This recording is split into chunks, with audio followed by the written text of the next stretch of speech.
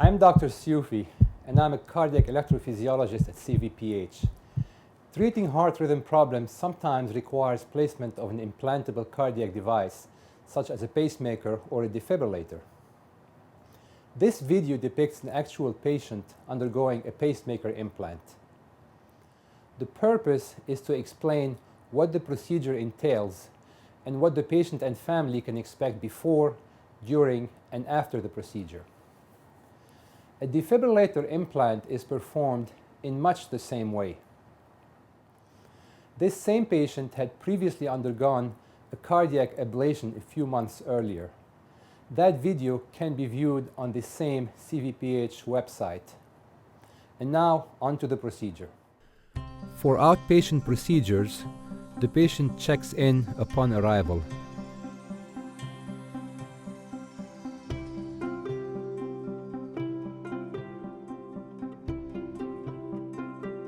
After all the paperwork is done, the patient is greeted by a staff from the invasive cardiac lab and taken to the holding area where preparations are made for the procedure. This includes obtaining vital signs, placing an IV, possibly drawing blood, and hooking the patient to a monitor.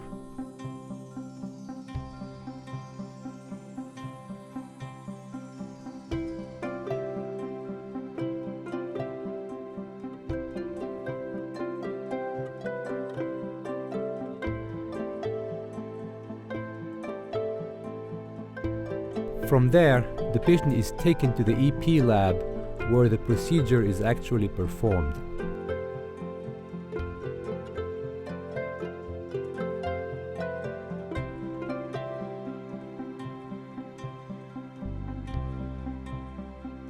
An antibiotic is administered, and strict aseptic techniques are adhered to in order to reduce the risk of infection.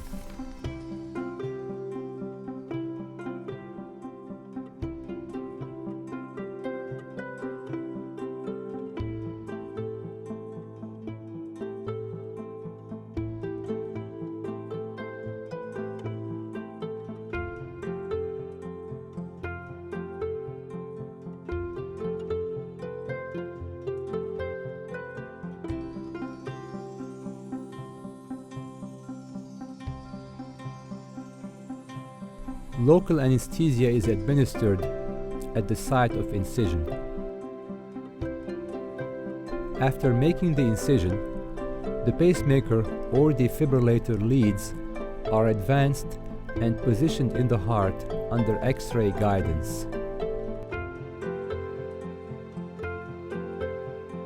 The leads are then attached to the device, in this instance a pacemaker.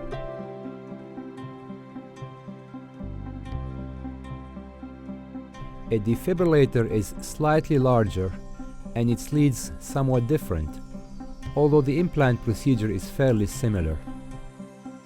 The device is checked by a rep from the manufacturing company to ensure adequate function. The device is then placed in a pocket under the skin.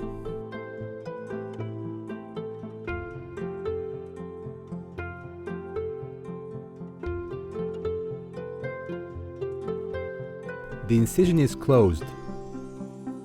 A dressing is then applied.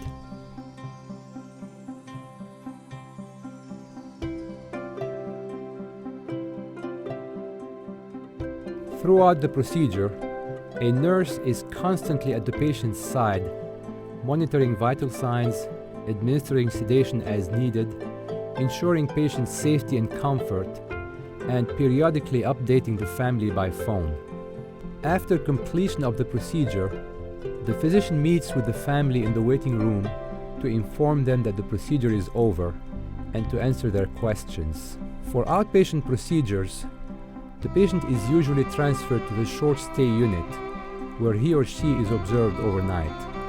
Inpatients usually go back to their room in the hospital. Instructions for activity, medications, and follow-up are given prior to discharge. I talked to Dr. Siufi. Everything went very well. He's pleased. So you're good to go.